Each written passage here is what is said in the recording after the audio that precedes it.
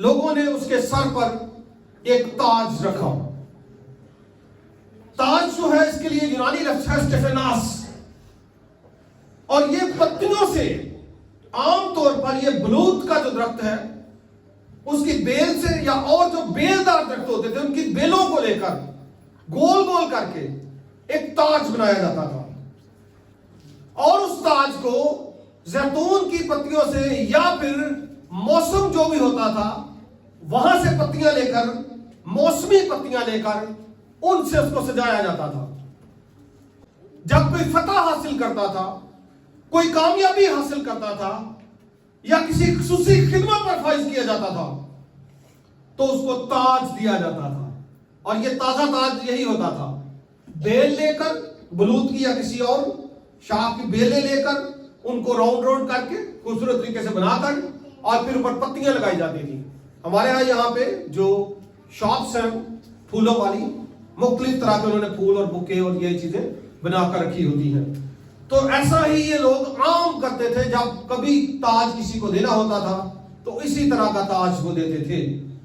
اور تاج کے تعلق سے خداوند یسوع مسیح کے بیان بھی ہیں, اناجیل میں بھی اور آگے پورے عہد نامہ جدید میں ہمیں کہیں نہ کہیں اس کا ذکر ملتا ہے.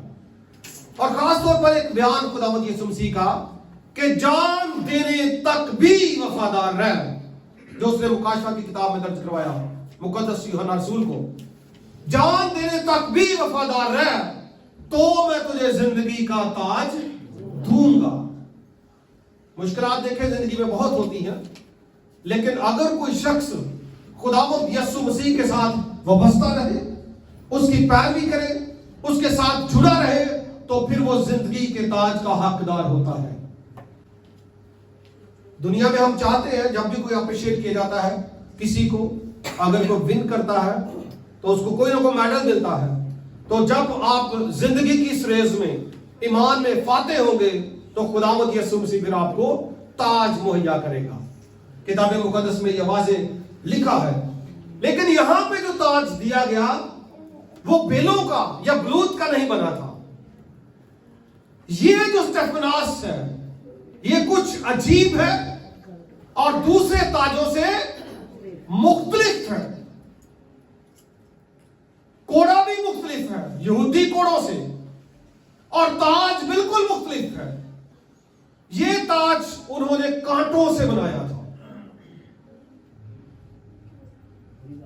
وہاں پہ اس درخت کے پاس وہ گئے جہاں پہ کانٹے لگتے ہیں, اس کی شاخوں کو لیا اور کانٹوں کا بنا ہوا تاج خداوند یسوع مسیح کے سر پر رکھا. اور کتنی اذیت ہوئی ہوگی, بہت اذیت.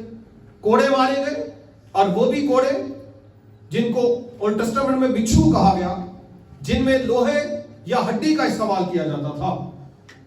اور پھر وہ تاج پہنایا جو انتہائی اذیت دینے کے لیے پہنایا جاتا ہے. کانٹوں کا تاج سر پر رکھا. اور اس تاج کے تعلق سے اگر میں آپ کو مزید بتاؤں تو جو کانٹے ہیں ان کی اپنی ایک الہیات ہے. کانٹوں کا پہنایا جانا اپنے اندر میں الہیات رکھتا ہے. جب بھی کتاب مقدس میں کانٹوں کی بات ہوتی ہے تو کانٹوں سے مراد ہے گناہ. علامتی اعتبار سے ان سے مراد ہے گناہ. پیدائش کی کتاب میں جب آدم نے گناہ کیا اور خدا نے اس کو سزا دی تو خدا نے کہا کہ زمین تیرے سبب سے لعنتی ہوئی, تو مشقت کرے گا اور زمین تیرے لیے کانٹے اور اونٹ کٹارے اگائے گی. خدا نے یہ جو تعلیم دی تھی اس سے مراد یہ تھی کہ اب تو چونکہ گناہ کی بدولت یہاں سے نکلا ہے, اب تیرے لیے مشقت ہی ہے. گناہ کے بعد کی یہ حالت ہے کہ اب تجھے کانٹے ملیں گے. تو پھر آگے گنتی کی کتاب میں لکھا ہے جب قوم نکلی, گنتی 33واں باب اس کی 55 نمبر آیت, تو قوم جب جارڈن سے پہلے تھی اور آگے کنعان میں داخل ہونا تھا تو خدا نے وہاں پہ ان کو کچھ ہدایات بخشی تھی کہ جب وہاں پہ تم جاؤ تو وہاں پہ قوموں کے ساتھ زیادہ گھل مل نہ جانا, ان کے ہاں شادیاں نہ کرنا, उनके देवी देवताओं को न मानना। मुख्तलिफ हदायत खुदा ने कौम इसराइल को दी थी। और अंत में खुदा ने कहा 55 नंबर आयत में कि अगर तुमने ऐसा किया कि उस मुल्क के बशिंदों को अपने हाथ से दूर ना किया तो वो तुम्हारी आंखों में खार और पहलुओं में कांटे होंगे। ये सजा है, ये गुनाह की अलामत है कि फिर ये तुम्हें भी जुड़ जाएंगे। वैसे तो कांटा हो तो बंदा निकाल सकता है ना जी, लेकिन पहलुओं में अगर चिपका रहे, चूंकि वो तुम उन लोगों में घुल मिल गए, उनको अपने हाथ से दूर नहीं किया, उनके माबूदों को अपना माबूद बना लिया, तो फिर ये तुम्हारे पहलुओं में कांटों की मानित होंगे। पाकिस्तान में भी ऐसा ही है। खास तौर पे वो लोग जो जरूरत से ज्यादा शीरो शक्कर हो जाते हैं, अपने ईमान को छोड़ जाते हैं, अपने ईमान को तरक कर देते हैं, खुदा की राह से भटक जाते हैं, तो फिर कलाम में जो बात लिखी है कि वो लोग फिर इनके लिए कांटा बन जाते हैं। ना फिर ये इधर के होते हैं ना उधर के होते हैं। बड़ी सारी ऐसी मिसालें हैं। तो हमें मसीहियों को महफूज रहने की जरूरत है।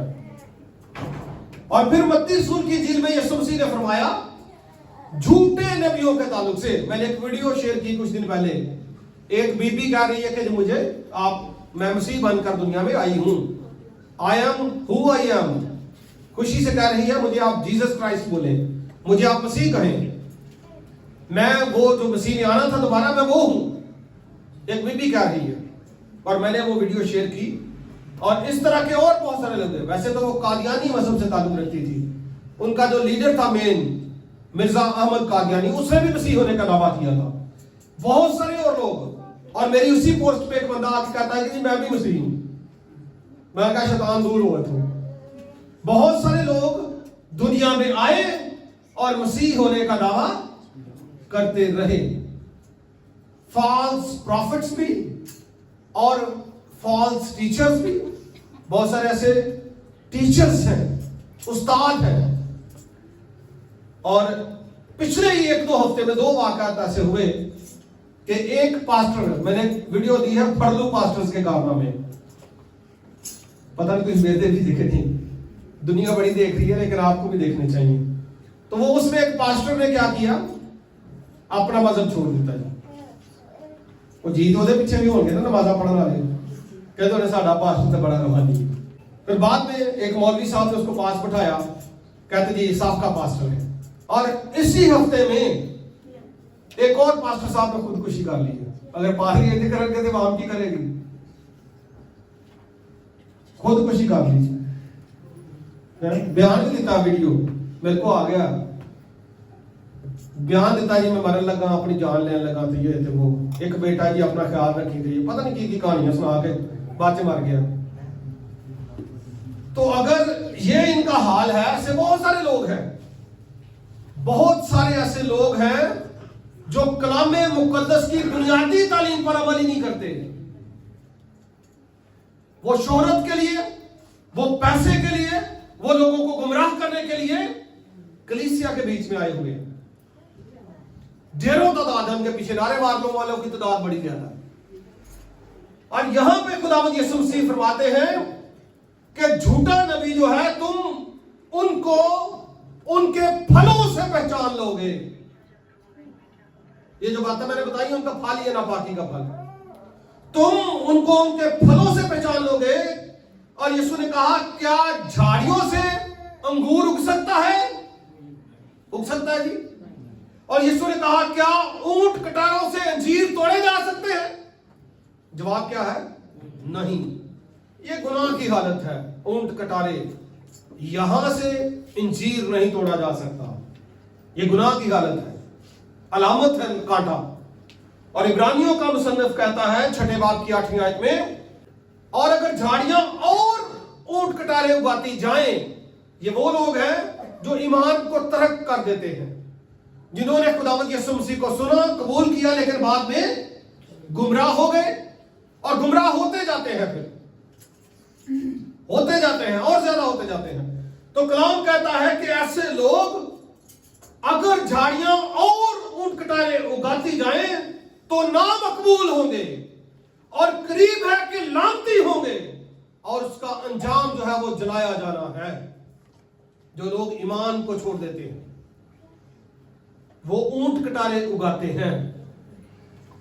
تو مراد یہ ہے کہ کتاب مقدس میں جہاں کہیں کانٹے آئے, اونٹ کٹاروں کا اس طرح سے ذکر آیا, علامت اس سے ہے کہ یہ گناہ کو پیش کرتا ہے, گناہ کی سزا کو پیش کرتا ہے.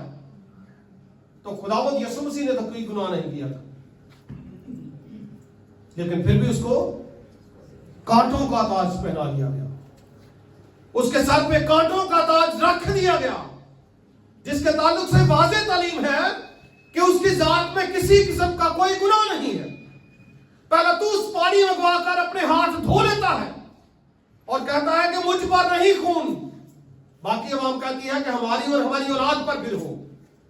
حاکم جو ہے وہ اس بات کو مان جاتے ہیں کہ یہ شخص جو ہے وہ راست باز ہے, بڑی ساری دلیلیں ہیں, لیکن پھر بھی خداوند یسوع مسیح کے سر پر انہوں نے کانٹوں کا تاج رکھ دیا, جو یہ پیش کرتا ہے کہ دنیا بھر میں مشقت اٹھانے والوں, اے آدم کی اولاد, آدم کی سزا, ہر وہ شخص جس کے آگے اونٹ کٹارے ہیں, ہر شخص کی جو مشقت ہے, آدم کی جو سزا ہے, آدم کی جو لعنت ہے, ہر ایک شخص جو گناہ میں پھنسا ہوا ہے, ان کے سارے گناہ, ان کی ساری مشقتیں, ان کی ساری مصیبتیں آؤ مولود مقدس خدا تعالیٰ کے بیٹے یسوع کے سر پر رکھ دو, کیونکہ وہ دنیا کے گناہ اٹھانے کے لیے آیا ہے. ہاللیلویا, بولو یسوع کے نام کی.